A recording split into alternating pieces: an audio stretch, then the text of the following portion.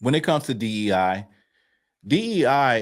diversity, equity, and inclusion is basically just a play, or it's born out of affirmative action. Now, affirmative action started around the 60s, and then it was written into law, I believe, by one of the presidents, Lyndon B. Johnson or something like that. Affirmative action. And you had also, what is it? The Equal Opportunity Act.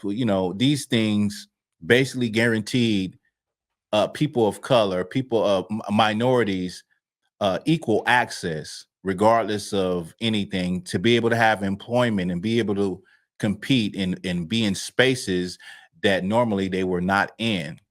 So DEI, y'all know what diversity is, just having, a diverse workplace, a diverse, well, you have all different type of people. Well, you know, it wasn't always like that. Usually the jobs would be, mostly all white men. So recently, you have a lot of people freaking out because of the blocks that Donald Trump has put on DEI and how he's going after DEI programs, cutting these programs, taking the funding away from these programs to go to things where the money is not being wasted. They're saying a lot of money is being wasted in these DEI initiatives, training for jobs and stuff like that. And so a lot of people feel as though Black people felt like, this is crazy. What are we going to do? Well, really, the number one people that benefited from DEI was white women. But it's like whenever you say DEI now, it's almost like people automatically think that it's about Black people, when Black people are the last people to benefit from DEI statistically. So when you go into history, you see that, you know, inclusion, DEI, diversity, equity, and inclusion, that, first of all, it was just white men, and white women wasn't in there. They wasn't in those boardrooms. They wasn't CEOs. And then they started to be CEOs and start to be in those boardrooms and call the shots and be judges and be there and be here. And so they are the number one people who have benefited from DEI. When you look at the college, I think it was what, 2 years ago, 3 years ago, they took affirmative action out of the college admissions. They wanted people to be able to get into college based on merit and not because you were Black or anything. Well, a lot of people thought it was Black people that was benefiting the most, when in reality, it was Asians that were benefiting the most from these affirmative action initiatives to get into these colleges, you know? And so my thing is this. Let me see. Bushman said, DEI, affirmative action, EEOC, all means where the white women at, because the white man ain't trying to put competition in his own path, right? Black Rain said, con, things like that are never really for us. It is a con for everybody else. That's true, brother. That's true.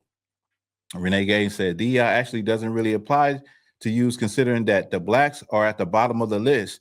The LGBTQ, whatever they are, were above us on the DEI. See, like, it's for everybody else except us, you know? And so this is the thing about DEI, affirmative action, and all of these things, these programs that they implement. These programs are really them fighting themselves. Like, they're fighting themselves in order to give, quote unquote, minorities a chance, a fair shot to compete in the workplace, to compete in, education, to be, granted to go to a school of higher education.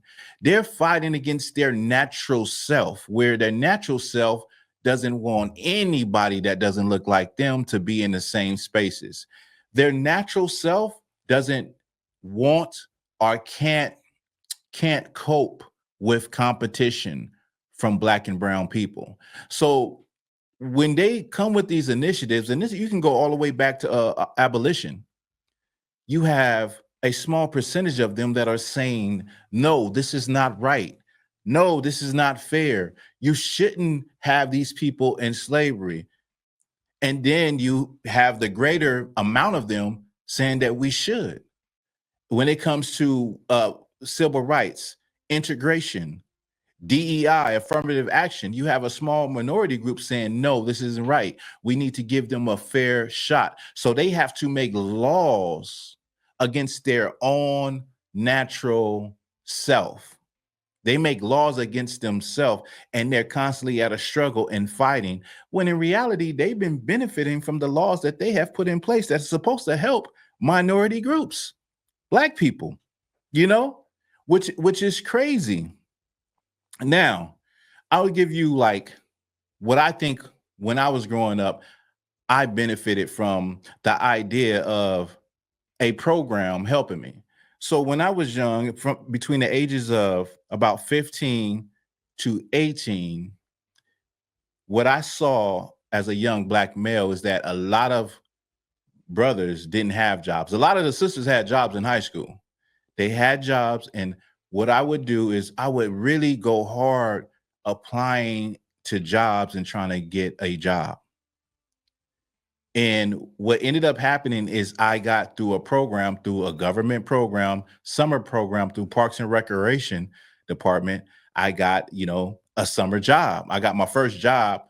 My first 3 jobs was through initiatives or money set aside for inner city low income children to have summer jobs. Without that, I wouldn't have a job, because I had applied to, I had a list, and I had applied to, like, one year it was around, I like to say 100, but I think it really was about 80 different jobs, places. And I didn't get no job. And I used to say to myself, well, I started to question myself, like, how will I ever get a job? How would I ever get experience if they don't allow me to work at any job? I've never had a job, So I went through this dilemma in my head of like, how can I get a job, but I can't get in the door? Well, the first time I got my few jobs during the summertime, because I was in school, was through a summer job program. So if it wasn't for no program, my first jobs, I wouldn't even never got no job. You know what I mean? I say that to say is like, it's only because of some of them that feel like our treatment is unfair that these type of programs exist. Their true nature is to say, you know what, even though we have a 500-year head start on you, pull yourself up by your bootstraps. Work a little harder. Stop making excuses. Stop complaining. Stop being lazy. And so, in essence, DEI is those type of programs, affirmative action. These are things that they have created that goes against their true nature, because their true nature is not that they really want to help us, and they don't want to help us to a level where we're neck and neck, and now we're competition. That's something that they don't want to do. So they have to show that, listen, this is I know this country is built on the American dream, the big melting pot, and we have to show it. So we have to make these programs, and we have to make people see that we are doing things for the people that are less fortunate and have less resources. And so that we can say, look, you had something, you have a fair chance, just like we do.